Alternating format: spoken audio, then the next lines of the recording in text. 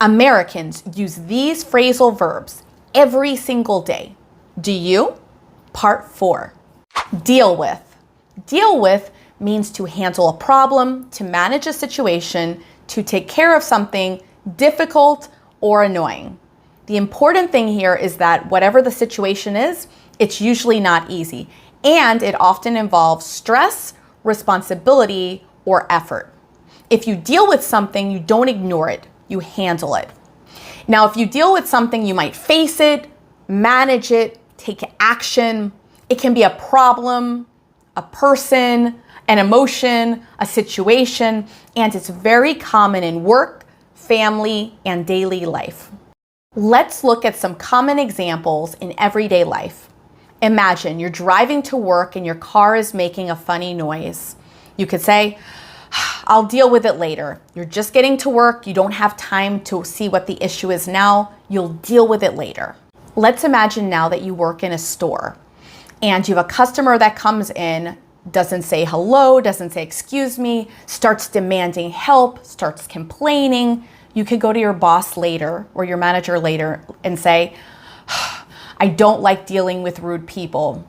It's so stressful. You just had this client that came in, they were rude to you. I don't like dealing with rude people. Or imagine you're studying for a big exam and outside there are all these children making a lot of noise. You could say, I can't deal with this noise right now. Or maybe you're at work, but one of your coworkers hasn't arrived yet and another coworker asks you, hey, where's Tom?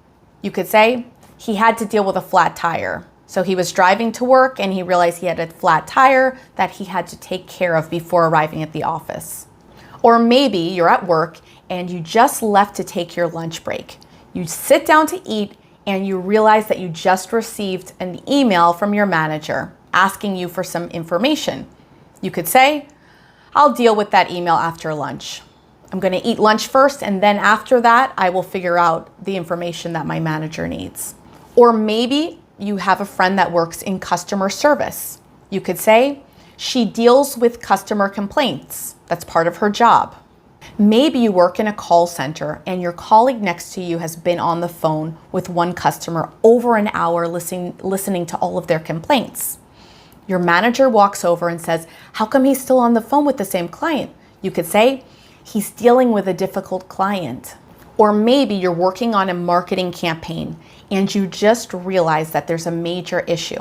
You could say, we need to deal with this issue immediately.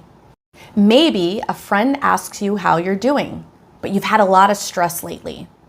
You could say, I'm dealing with a lot right now. You could ask a friend, how do you deal with stress? Or, she's dealing with anxiety.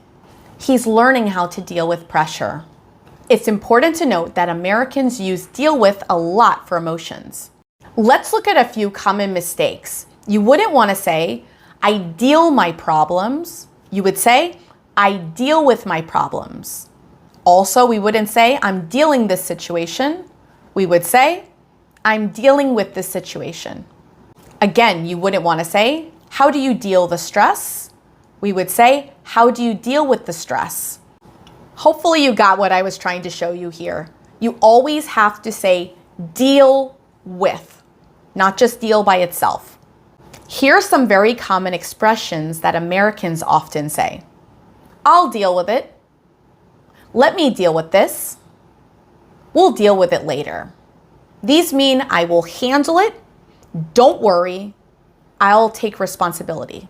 Now repeat after me. Deal with. Deal with. Deal with. I'll deal with it. I'll deal with it. I'll deal with it. Figure out. Figure out is to understand something, to solve a problem, or to find an answer by thinking. Now, what's important here is that the answer is not obvious. You need time, effort, or thinking. So if you figure something out, you think about it, you analyze it, and you work through it. The answer comes from your brain, not just from asking someone. Let's look at some common real-life examples in everyday life. You're on your phone, you recently downloaded a new app. It's not working though. You could say, I can't figure out how this app works. Or maybe you're cooking in the kitchen and one of your kids comes in and says, I can't get this toy to work. You could say, give me a minute, I'll figure it out. Or maybe you have a friend who has been trying to apply for a job on the computer. Every time she goes to finally submit her application, she receives an error that the application doesn't go through. But the next time she does something a little different and she's able to get the application to go through. You could say, she finally figured out the problem. We could also say, we need to figure out a solution. Or, he's trying to figure out what went wrong. Did you figure out the answer? Now, a common mistake would be to say, I figured out about the meeting. Instead, you would want to say, I found out about the meeting. You also wouldn't want to say, I found out how to fix the problem. It's possible, but the most correct way to say this would be, I figured out how to fix the problem. Much more natural. Now remember, for figure out, we're talking about understanding or solving, whereas find out is about receiving information. Let's look at some very common expressions Americans often say. We'll figure it out. We'll figure something out. Don't worry, we'll figure it out. This means we don't know yet, but we'll find a solution. Now, a quick quiz for you. Which one sounds more natural to you? Would it be number 1, I found out how to use the software? Or number 2, I figured out how to use the software? Hopefully you got this one right. It's I figured out how to use the software. I also want you to notice how Americans connect the words. If we were to say, figure it out. It sounds like figure it out. Figure it out. Figure it out. It's very fast and very natural, and we use this all the time. Now repeat after me. Figure out. Figure out. Figure out. Work out. Now work out, if we're not referring to working out at a gym, means to be successful, to have a good result, or to end well. It's important to note that when we talk about work out, we're referring to the result, not the effort. It's often emotional or personal. If something works out, the result is good, even if it was stressful at first.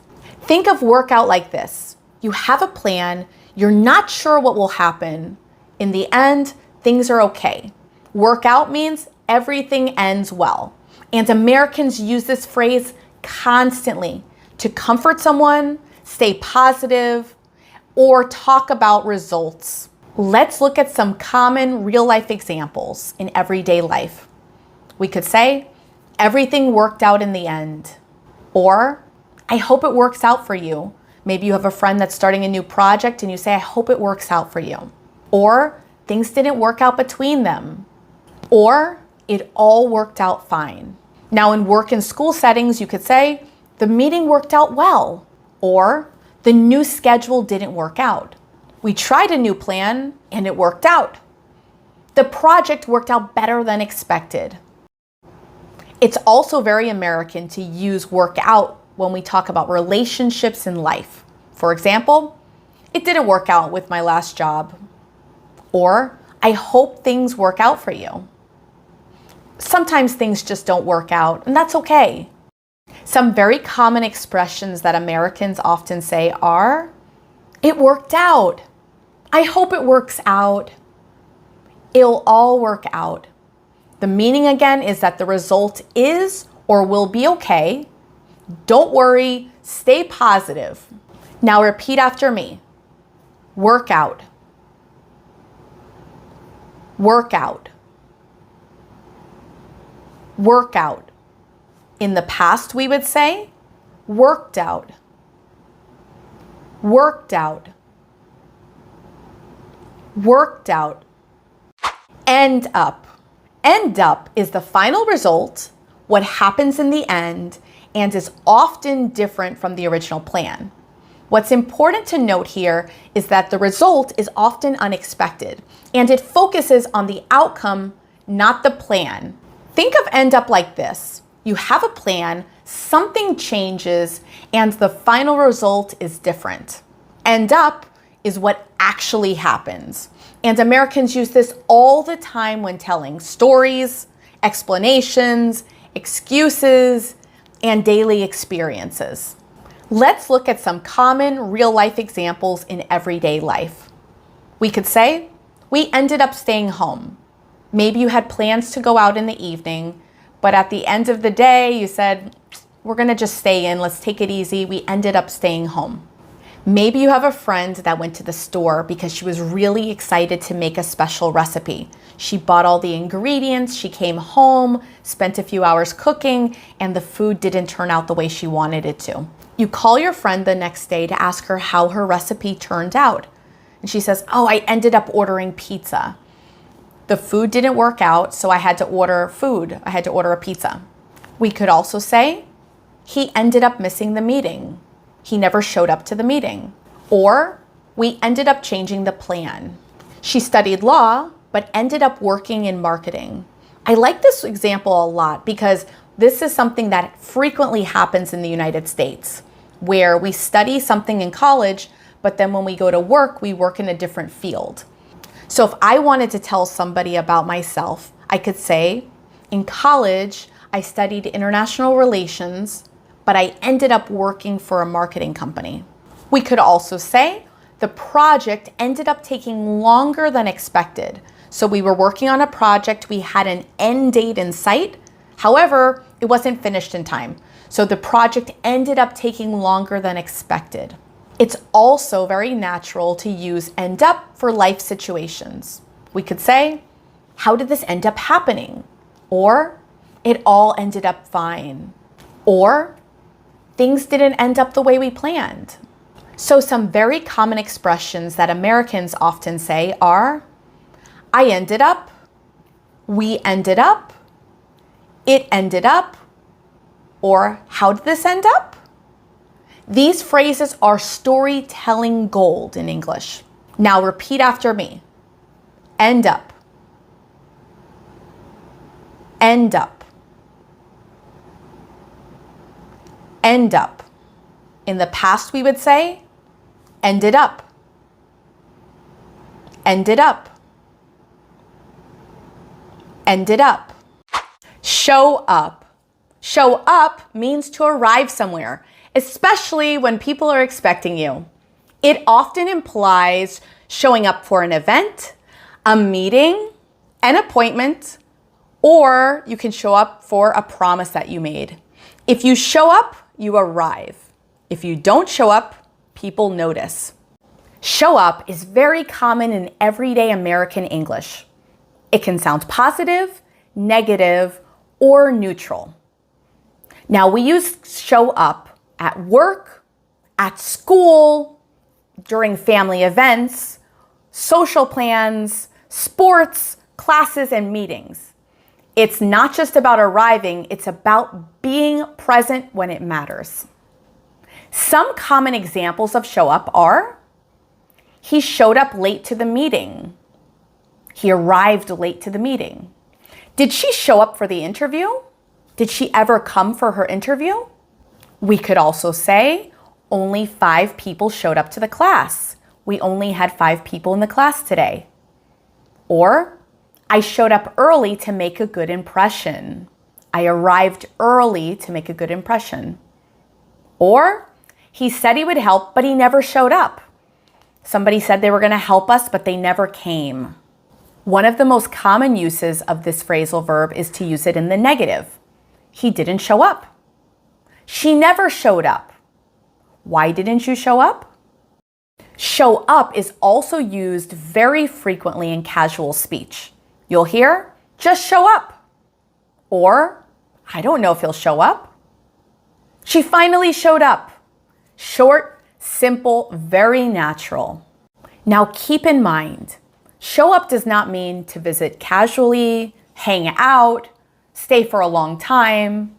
It really focuses on arrival. Now repeat after me. Show up. Show up. Show up. I'll show up on time.